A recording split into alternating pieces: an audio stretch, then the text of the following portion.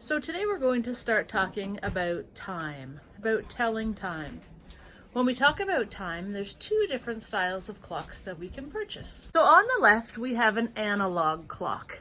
That's this clock right here. Most clocks that we have in the school look like this. Your watch might look like this. And we have a digital clock. This would be an example of a clock that shows time in digital format right here. So when we think about our analog clock, this clock right here, the shorthand is the hour hand. So on this clock, this little blue hand right here that's pointing to the 3, that's our hour hand. And the long hand is the minute hand.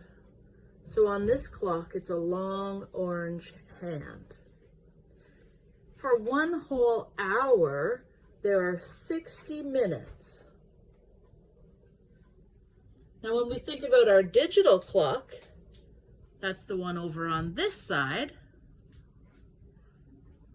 these two zeros right here, that represents o'clock.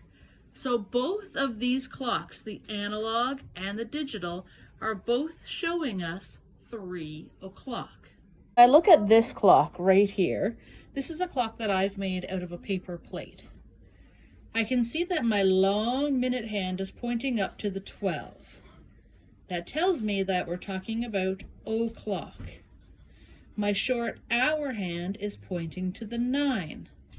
So with my short hour hand pointing to the 9 and my long minute hand pointing up to the 12, I know that this clock is telling me that it is 9 o'clock.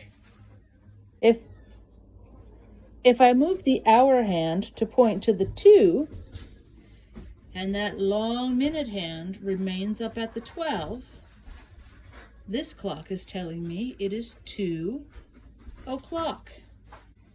If that hour hand moves down to the 5, and the minute hand is pointing to the 12, this clock shows me that it's 5 o'clock. So that's how you tell time to the hour.